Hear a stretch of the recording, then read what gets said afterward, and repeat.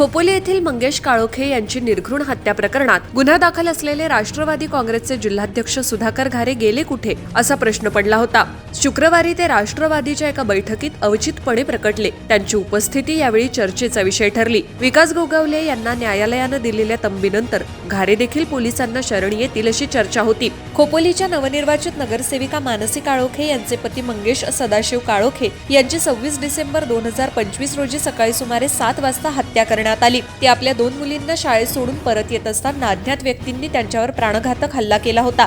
या घटनेनं संपूर्ण रायगड जिल्ह्यात एकच खळबळ उडाली होती। या हत्येप्रकरणी पोलिसांनी सुरुवातीला रवींद्र देवकर, त्यांची 2 मुलं, राष्ट्रवादी काँग्रेसचे जिल्हाध्यक्ष सुधाकर घारे, भरत भगत तसंच अन्य 3 अज्ञात व्यक्तींविरोधात गुन्हा दाखल केला होता। तपासादरम्यान रवींद्र देवकर यानं 25 लाख रुपयांची सुपारी देऊन ही हत्या करवून घेतल्याचं उघड झालंय। त्यानंतर सुपारी घेणाऱ्या आरोपींसह आतापर्यंत एकूण 13 जणांना अटक करण्यात आली असून अन्य संशयितांचा शोध सुरू आहे। या प्रकरणात सुधाकर घारे आणि भरत भगत यांच्यावर अटकेची शक्यता असल्यानं दोघांनी 1 डिसेंबर रोजी पनवेल सत्र न्यायालयात अटकपूर्व जामिनासाठी अर्ज दाखल केला होता। या अर्जावर 6 जानेवारी रोजी सुनावणी झाली। गुन्ह्याचं गांभीर्य लक्षात घेता अतिरिक्त सत्र न्यायाधीश संतोष चव्हाण यांनी दोघांचेही अटकपूर्व जामीन अर्ज फेटाळून लावले। अटकपूर्व जामीन नाकारल्यानंतर भरत भगत यांनी 18 जानेवारी रोजी म्हणजेच घटनेच्या 13व्या दिवशी पोलीस ठाण्यात हजर राहण्याचा निर्णय घेतला। मात्र सुधाकर घारे यांनी पोलीस ठाण्यात हजर न राहता मुंबई उच्च न्यायालयात धाव घेतली। घारे यांच्या वतीनं 12 जानेवारी रोजी उच्च न्यायालयात अटकपूर्व जामिनासाठी अर्ज दाखल करण्यात आला।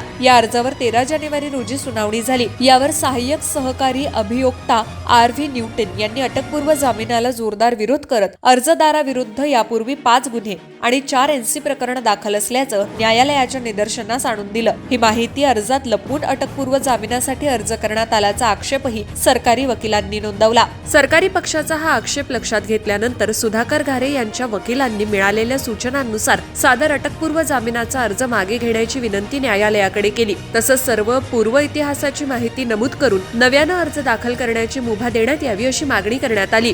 न्यायालयानं अर्ज मागे घेण्यास परवानगी दिली। यानंतर 14 जानेवारी रोजी घारे यांनी नव्यानं अटकपूर्व जामिनासाठी अर्ज दाखल केला। मात्र हा अर्ज देखील 22 जानेवारी रोजी त्यांनी मागे घेतला। त्यानंतर अचानक शुक्रवारी 23 तारखेला ते कर्जत येथे कडाव जिल्हा परिषद गटाच्या मार्केवाडी येथील कार्यालयाच्या आढावा बैठकीत पोहोचले। त्यामुळे त्यांची उपस्थिती चर्चेचा विषय ठरली। दरम्यान महाड येथील राडा प्रकरणात न्यायालयानं सरकारला झापल्यानंतर विकास गोगावले आणि राष्ट्रवादीचे काही लोक पोलिसांसमोर हजर झाले होते। त्यामुळे सुधाकर घारे देखील तोच मार्ग निवडतील अशी चर्चा होती। मात्र ते पोलिसांसमोर न जाता पक्षाच्या कार्यक्रमात दिसून आले। त्यामुळे घारे यांना जामीन मिळाला की नाही हे मात्र समजू शकलेलं नाही।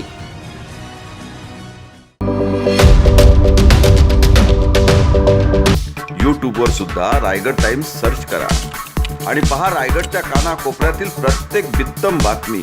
आणि हो, लगेच सबस्क्राइब बटनवर क्लिक करायला विसरू नका। रायगड टाइम्स, आपलं चॅनल, आपला आवाज।